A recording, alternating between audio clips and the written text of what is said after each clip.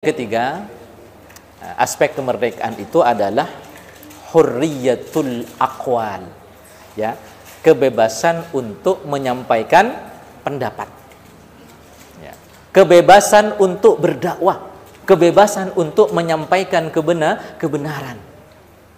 Nah, maka kalau kemudian kita siapapun, ya, karena kita akan tidak hanya menunggu kiai ustadz untuk berdakwah, balighu anni walau ayat, ya, sampaikan, ya, kebenaran meskipun itu satu ayat.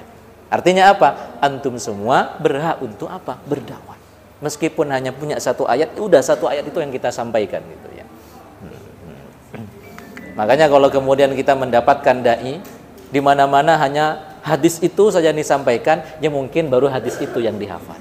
Kullu bid'atin dhalalah, misalnya begitu jemaah sekalian. Enggak apa-apa, kita terima begitu, ya. Karena memang apa? Tidak ada selesainya untuk berdakwah. Siapapun dituntut untuk berdakwah. Meskipun hanya satu ayat, satu hadis yang kita sampaikan. Nanti dilengkapi dengan hadis-hadis yang lain. Bapak Ibu hadirin yang dimuliakan dan dirahmati Allah Subhanahu wa taala. Maka sekali lagi, apabila kemudian kita dibatasi untuk bicara, untuk menyampaikan kebenaran, berarti di saat itu kita belum merdeka. Dan qala ba'dul ulama, sebagian ulama mengatakan as-sakit 'anil haqqi syaitonun akhras, ya, orang yang diam terhadap kebatilan, ya, tidak mau menyampaikan kebenaran, ya, maka syaitonun akhras, setan yang bisu, nggak bisa bicara. Nah, ini bukan hadisnya mas kalian, karena ketika kita lacak ternyata nggak ketemu sumber hadisnya. Nah, sanadnya terputus, gitu. Sehingga lebih selamatnya qala ba'dul ulama, sebagian ulama mengatakan as-sakit 'anil haqqi syaitonun akhras, orang yang tidak berani menyampaikan kebenaran, nah, di tengah-tengah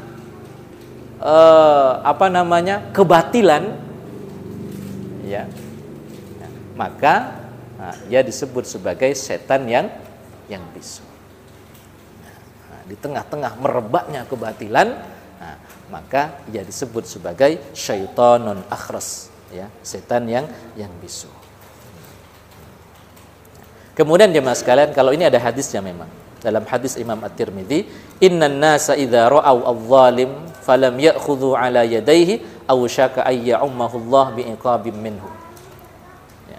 Sesungguhnya manusia itu apabila melihat kezaliman yang dilakukan tentunya oleh orang yang zalim dan ia tidak, ya, mendakwahinya, tidak mengingatkannya, maka dampak daripada kezaliman, kemaksiatan itu akan mengenai siapa saja. Ayya'ummahullah bi'iqabim minhu.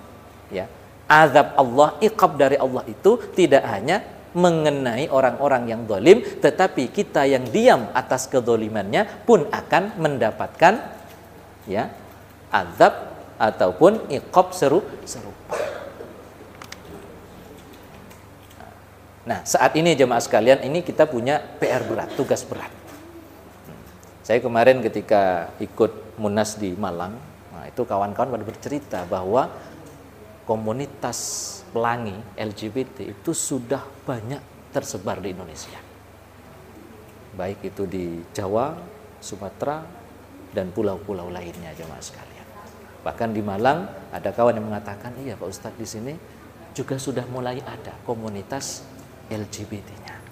Wah, saya langsung melihat ke gunung-gunung yang ada di Malang ini, kalau tidak segera dientaskan, ya, khawatir nanti gunung-gunung itu apa? Memuntahkan laharnya sebagaimana dulu terjadi di zamannya Nabi Lut atau setelahnya jemaah sekalian. Nah, karena dulu di Italia juga pernah terjadi, ya, kasus bagaimana yang pernah terjadi di zaman Nabi Lut. Jadi Gunung Pompe di Italia itu mengeluarkan lahar panas, yang mengubur orang-orang yang ada di situ, ya, baik yang sedang berbuat maksiat yang berzina, homoseksual maupun yang tidak kena semua jemaah sekalian. Yang sekarang fosilnya itu banyak ditemukan, kemudian ditaruh di museum. Karena ketika lahar panas itu mengenai jasad-jasad mereka, jasad itu kemudian apa? Membatu. Nah, itu jemaah sekalian. Hadirin yang dimuliakan Allah. Oleh karenanya di dalam surat Fussilat Allah mengingatkan kepada kita, wa man ahsanu qawlan mimman da'a ila Allah wa 'amila shalihan wa qala innani minal muslimin. Siapa yang paling baik perkataannya melebihi orang yang mengajak pada kebenaran, kembali kepada Allah Subhanahu wa taala. Jadi kita berdakwah, menyampaikan kebenaran, ini diapresiasi oleh Allah sebagai apa? Ahsanu qawla, perkataan yang paling baik. Kata Imam As-Sa'di, bita'limil jahilin, dengan kita mengajarkan ilmu kepada orang-orang yang belum berilmu pengetahuan, alias jahil. Memberikan nasihat kepada orang-orang yang ghafilin, orang-orang yang lalai, tahu tapi tidak mau melaksanakan, kita ingatkan kembali. Wal mu'ridin, orang-orang yang menentang dari kebenaran, ya, menentang terhadap kebenaran. Nah, kita ingatkan. Ini kata Imam As-Sa'di. Itu yang disebut dengan ahsanu qaulan. Jadi mengajari orang-orang yang belum berilmu, belum paham, belum tahu. Mengingatkan orang-orang yang sudah tahu tapi tak mau melaksanakan. Nah, itu jamaah sekalian. Bahkan wa mujadalatul mubtilin, ya, bermujadalah, mendebat orang-orang yang sengaja menyebarkan kebatilan. هبت كالريح كالريح كالريح قوية جبت كالنار